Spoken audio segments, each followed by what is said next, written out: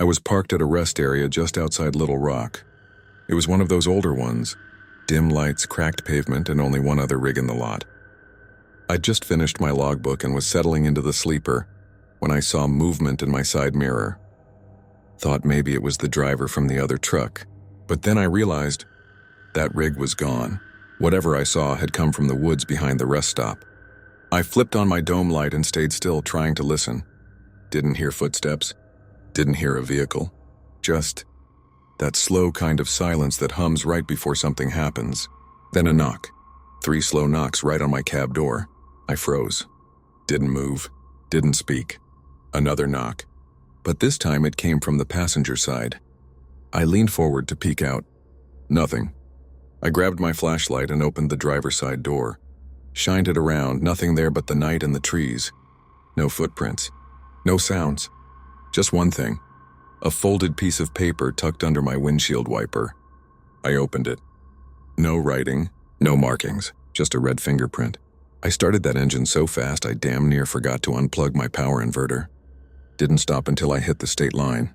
And even now, sometimes I wonder if I was supposed to open that door, or if I was being watched to see if I would.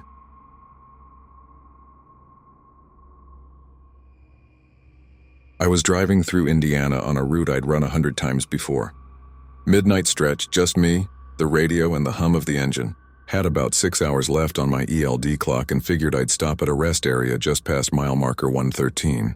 I knew the spot well. Clean restrooms, vending machines that worked. Enough room to park without worrying about getting boxed in. As I approached the turnoff, the road dipped a little and the fog came in fast. Thick, low-lying fog that made the headlights useless. But I still saw the green rest area sign. Big white letters glowing through the haze. Rest area 1 mile. I slowed down, turned on my hazards, and eased into the right lane. Saw the reflective arrows pointing right. Standard entrance ramp, but something felt off. The pavement was cracked, like it hadn't been maintained in decades. Trees hung low over the entrance. Not typical for state-maintained areas. Still, I pulled in. There were no lights, not one. No overhead lamps, no glow from vending machines. Just a dim silhouette of the building in the back and maybe 4 or 5 trucks spaced out like shadows. I parked next to a faded white Freightliner. Engine was cold. No driver in sight. I got out to stretch my legs. That's when I heard it. A radio crackling faintly like a CB, but not quite. It wasn't English. It wasn't static either. It was low, rhythmic, almost like chanting. I walked toward the building and the air got cold. Not just chilly, bone-deep cold. And it was July. When I got to the door, it creaked open without me touching it. Inside, the vending machines were gone. The restroom doors were shut tight. The windows were blacked out. And in the middle of the floor, someone had carved a massive circle. Symbols all around it. I don't know what they meant, but I knew I wasn't supposed to be there. I turned back, bolted for my truck. The other trucks were gone. Even the Freightliner. Mine was the only one in the lot. I jumped in, fired it up, didn't even wait for air pressure to build, just rolled.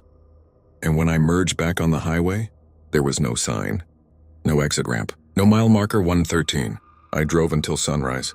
When I pulled off at a Love's, I asked the guy behind the counter if there was a rest stop near mile 113. He blinked. Mile 113? You sure you weren't dreaming, driver? I showed him my dash cam footage. It froze, right at the turnoff. The screen glitched, pixelated, then blacked out. All I saw was fog.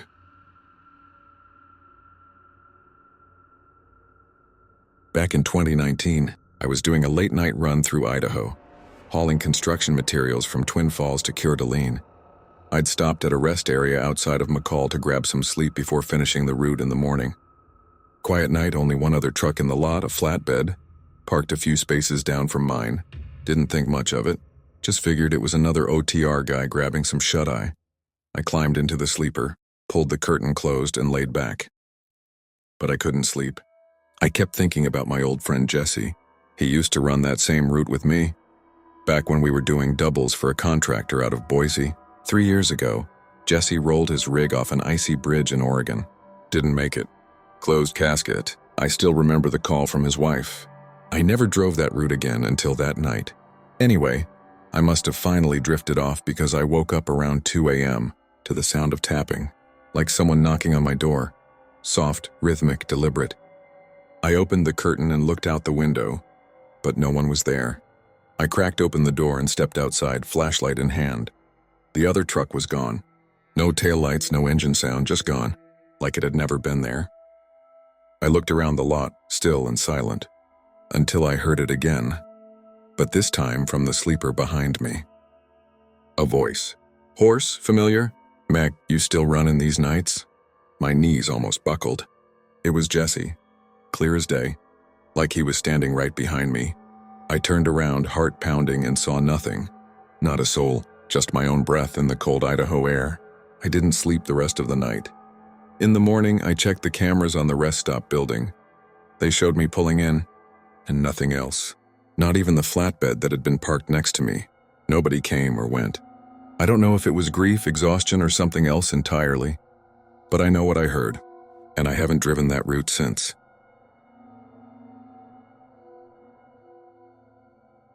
Back in the spring of 2015, I was hauling reefer freight out of Nashville. Midnight run headed east toward Asheville on I-40. I knew the road well, every turn, every dip, every rest stop. But that night, somewhere between mile marker 308 and 309, I saw headlights blinking from the shoulder. Hazards on, one taillight busted, looked like a maroon pickup. Older model, mid-90s Ford maybe. There was a man standing beside it waving a flashlight slowly, not frantically, just deliberate. He didn't step into the road, didn't shout, just waved. Now I usually don't stop. Too many scams, too much risk. But something about this one, something about how calm he was, made me ease off the gas.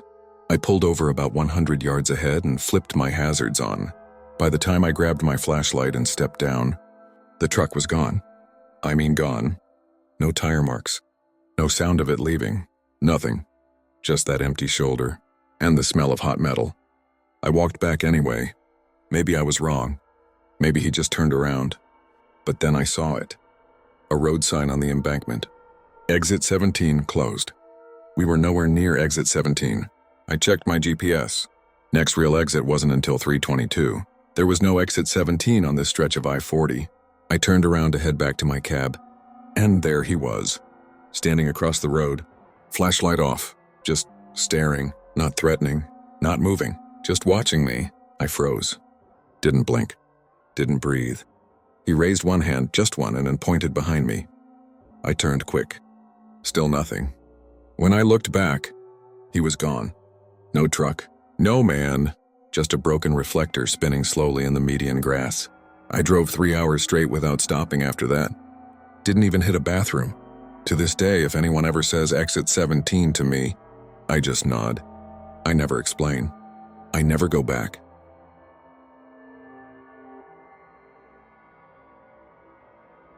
Back in the summer of '05, I picked up a reefer load from a poultry plant down in Arkansas. It was late in the evening, and the guy handing me the paperwork looked off. Sweaty, jittery, told me not to open the trailer doors till I reached the receiver in Ohio. "It's sealed tight," he said. "Don't break it." Didn't think much of it. Reefer loads are usually sealed anyway. I checked the temp control, locked the doors, and rolled out. About 50 miles in, I started smelling something.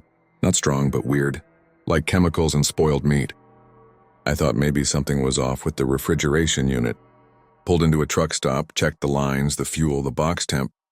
Everything looked fine. Drove another 200 miles. Smell got worse. Headache started pounding behind my eyes. Pulled over again, walked around the trailer, and that's when I saw it. A steady drip coming out the back corner. Thick reddish fluid, not water, not condensation. It stained the asphalt. Now I'm freaked. I call the broker. No answer. Call the plant. Number disconnected. I'm out in the middle of Indiana with a mystery load and no way to trace it. I could have broken the seal, checked inside. But if it was poultry and the receiver sees that broken seal, I'm not getting paid. I kept driving. By the time I hit Ohio, I was feeling sick. Eyes burning, skin itchy. Pulled into the receiver lot, parked, and told them something wasn't right with the trailer. They looked at the paperwork, looked at me, then told me to stay in the truck. Next thing I know, hazmat is pulling up. Turns out the load wasn't just poultry. It was poultry soaked in some kind of experimental preservative that had leaked. Not FDA approved, not even labeled properly. Company got fined. I got a check and a warning not to talk about it. But every now and then I still smell it, like it followed me.